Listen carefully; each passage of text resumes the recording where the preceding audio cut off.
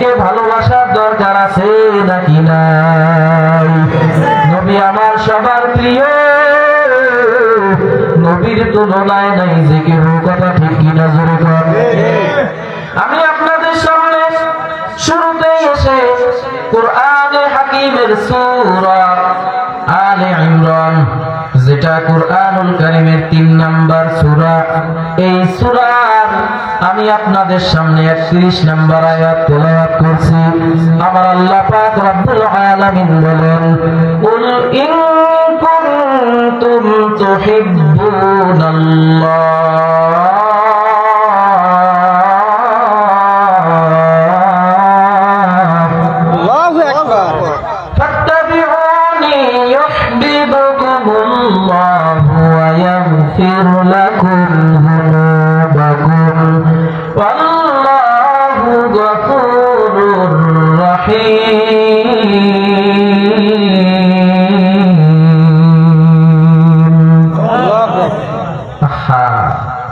জবানটা এত অপবিত্র হয়ে গেছে বিড়ি খাইতে খাইতে, মানুষের নামে গীবত করতে করতে, মিথ্যা কথা বলতে বলতে, যেই জবানের মাধ্যমে আল্লাহর এই নামটাও বের হয় না, আল্লাহু আকবার বের হয় না।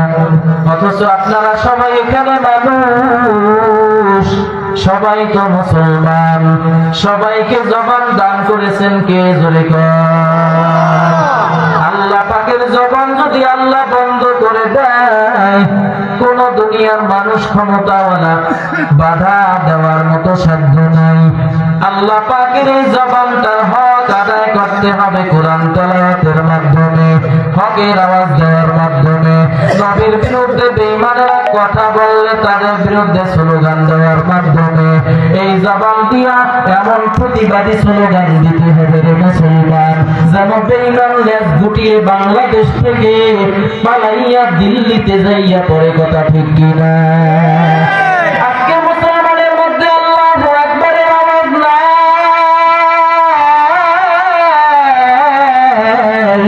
যার কারণে বেঈমানেরা নবীর বিরুদ্ধে কথা বলতে সাহস পায়, যার কারণে বেঈমানেরা কোরআনের বিরুদ্ধে কথা বলতে সাহস পায়, যার কারণে বেঈমানেরা আলেম ওলামাদের বিরুদ্ধে কথা বলতে সাহস পায়। যেরকম ঠিক কিনা?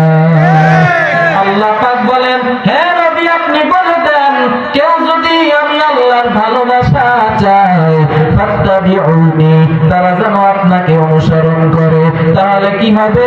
ইউহিব্বুকুমুল্লাহ, আমি আল্লাহ পাকের ভালোবাসা পেয়ে যাবে, আমি আল্লাহ তাদেরকে ভালোবাসা শুরু করে দিব।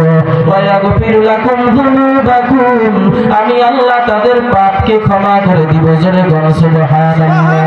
আল্লাহু গফুরুর রহিম, আমার আল্লাহ অতিশয় ক্ষমাশীল পরম দয়ালু, কথা ঠিক কিনা? আল্লাহর মতো দয়ালু কেউ আছে নাকি? আল্লাহর মতো দয়ালু কেউ নাই। আমার আল্লাহ কত দয়ালু বান্দা, আল্লাহ পাকের হাজারো নাফরমানি করার পরেও আমার আল্লাহ রিজিক বন্ধ করছেন নাকি? যেরকম আল্লাহ পাক রিজিক দিতেছেন, এই জন্য আল্লাহর গোলামি করার দরকার আছে নাকি নাই? আমরা গোলামটা সবাই কর, সবাই করতে হবে, সবাই আমরা গোলামটা আল্লাহ, সেই আল্লাহর গোলামি করা লাগবে। বাবা, আমি আপনাদের সামনে আল্লাহর নবীর অসংখ্য হাদিস থেকে একখানা হাদিস তেলাওয়াত করছি। আন আনাস রাদিয়াল্লাহু তাআলা আন, হযরত আনাস রাদিয়াল্লাহু তাআলা আনহু থেকে বর্ণিত, আল্লাহর নবী বলেন, লা ইউমিনু আহাদুকুম হাত্তা আকুনা হাব্বা ইলাইহি মিন ওয়ালিদিহি ওয়া ওয়ালাদিহি ওয়ান নাসি আজমাইন। লা ইউমিনু আহাদুকুম, তোমাদের মধ্যে কেউ, লা ইউমিনু আহাদুকুম হাত্তা আকুনা হাব্বা ইলাইহি, ততক্ষণ পর্যন্ত পূর্ণ মুমিন হতে পারবে না যতক্ষণ না পর্যন্ত আমি নবীকে বেশি ভালোবাসবে। মিন ওয়ালাদিহি, তার পিতা থেকে, ওয়া ওয়ালাদিহি, তার সন্তান সন্ততি থেকে, ওয়ান নাসি আজমাইন, দুনিয়ার সব মানুষ থেকে, যতক্ষণ পর্যন্ত আমার নবীকে ভালোবাসতে না পারবা ততক্ষণ পর্যন্ত পূর্ণ মুমিন হওয়া সম্ভব হবে না।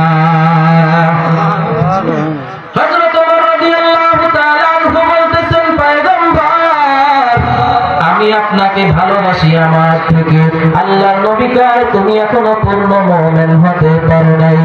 আল্লাহর নবী এই কথা বলার পর হযরত ওমর মাত্র 2-3 সেকেন্ডের মাথায় ডাক দিয়া কয় পয়গম্বর আমি আমার জীবন থেকেও আপনাকে বেশি ভালোবাসি। আল্লাহর নবী বললেন রে ওমর এবার তুমি পূর্ণ মুমিন হয়ে গেলা। আল্লাহর নবীকে সাহাবায়ে কিরাম কেমন ভালোবাসেন? হুব্বুর রাসূল মিনাল ঈমান, রাসূলের মুহাব্বত হলো ঈমান। আমার রাসূল আমার ঈমান। যেই ব্যক্তি রাসূলকে মানবে না সে কাফের, এতে কোনো সন্দেহ নাই। কাদিয়ানীর বাচ্চারা কাফের, জোরে বলেন ঠিক না বেঠিক? মা কানা মুহাম্মাদুন আবা আহাদিম মির রিজালিকুম ওয়ালাকিন রাসূলুল্লাহি ওয়া খাতামান নাবিয়্যিন। আনা খাতামুন নাবিয়্যিন লা নাবিয়্যা বা'দি লাউ কানা বা'দি নাবিয়্যান লাকানা উমর। আল্লাহর নবী বলেন আমি শেষ নবী, আমার পরে যদি কেউ নবী হইতো, আল্লাহ যদি কাউকে নবী বানাইতেন হযরত ওমরকে নবী বানাইতেন। এ ভণ্ডের দল, হযরত ওমর যেহেতু নবী হইতে পারে নাই, তাহলে বেঈমান কাদিয়ানীর বাচ্চারাও নবী না। এই বেঈমান কাদিয়ানীর বাচ্চাদেরকে সংসদ থেকে বেঈমান ঘোষণা দেওয়া লাগবে। মুসলমানের আওয়াজ তুললে এটা সম্ভব হয়ে যাবে, কথা ঠিক কিনা? সংসদ থেকে ঘোষণা দেয় তাও কাফের, সংসদ থেকে ঘোষণা না দিলেও আল্লাহর আদালতে কাফের। জোরে বলেন কথা ঠিক না বেঠিক? আমার নবীকে সাহাবায়ে কেরাম কেমন ভালোবাসেন, একজন মহিলাও কেমন ভালোবাসেন। নবীর জন্য পাগল। আল্লাহ পাকের হাবিব উহুদের ময়দানে যাবেন যুদ্ধের জন্য। খেয়াল আছে সবার? আল্লাহর নবী যুদ্ধের ময়দানে যাবেন। এশার নামাজের পর সাহাবায়ে কেরামদেরকে বলতেছেন ও সাহাবায়ে কেরাম তোমরা প্রস্তুতি গ্রহণ করিও, আগামী কালকে ফজরের নামাজের পরে উহুদের যুদ্ধের ময়দানে যাব।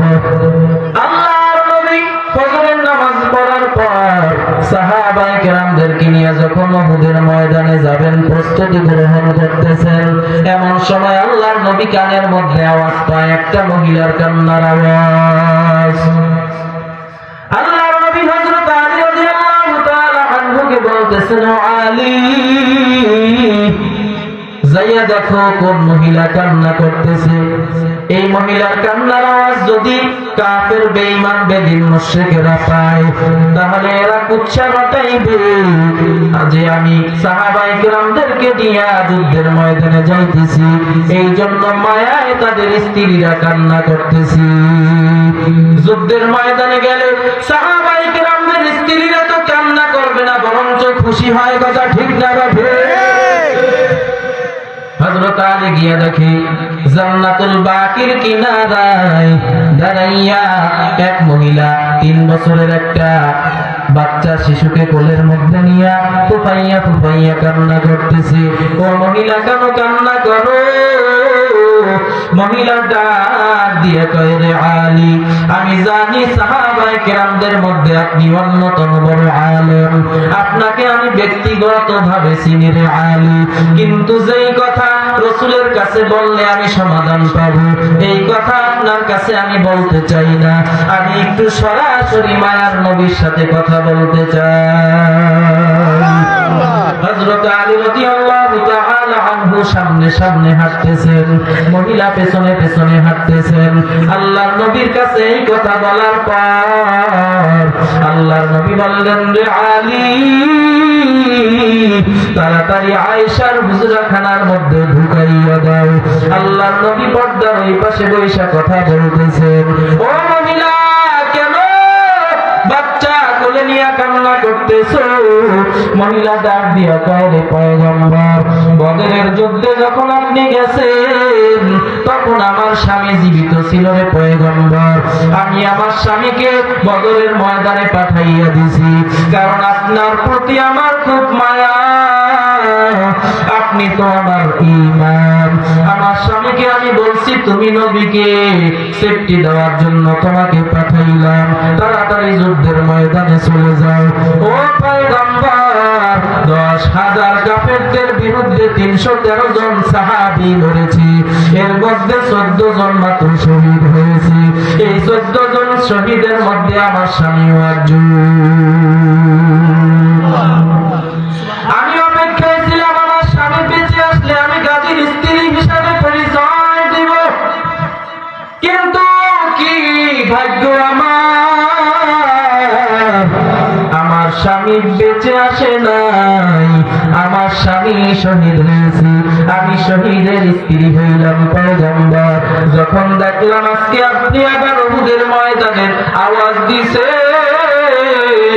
তখন তাকাইয়া দেখি আমার স্বামী নাই, আমার ঘরের মধ্যে আমার কোনো বড় ভাই নাই, আমার কেউ নাই, কেউ নাই।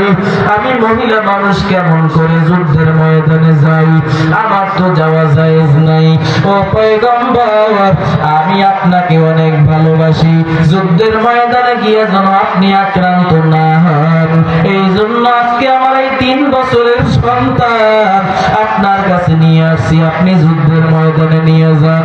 আল্লাহর নবী বলতেছেন, রে মহিলা, যুদ্ধের ময়দানে তো সবাই সবার কাজে ব্যস্ত থাকবে, সবাই সবার কাজে নিয়োজিত থাকবে, এই বাচ্চাকে নিয়ে কি লাভ, বাদ দিয়ে একটা প্যারা নিয়ে কি লাভ?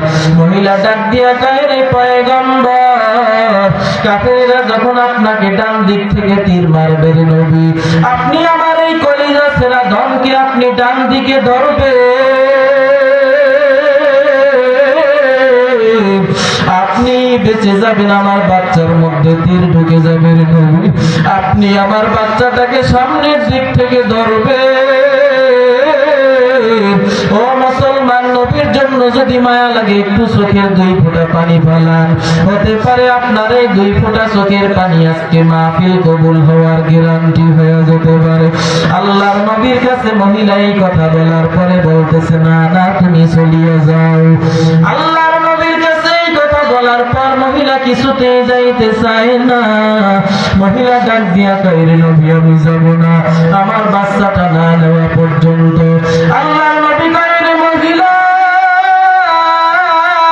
তোমার এই কুরবানিকে আমার আল্লাহ কবুল করে নেন। আল্লাহ পাক যা পাওয়ার পেয়েছেন আমিও বুঝেছি তুমি কেমন নারী। এই মহিলা যখন যায়, আল্লাহর নবী আয়েশাকে ইশারা করে বলতেছে, ও আয়েশা, তুমি কি জীবনে জান্নাতি নারী দেখছো?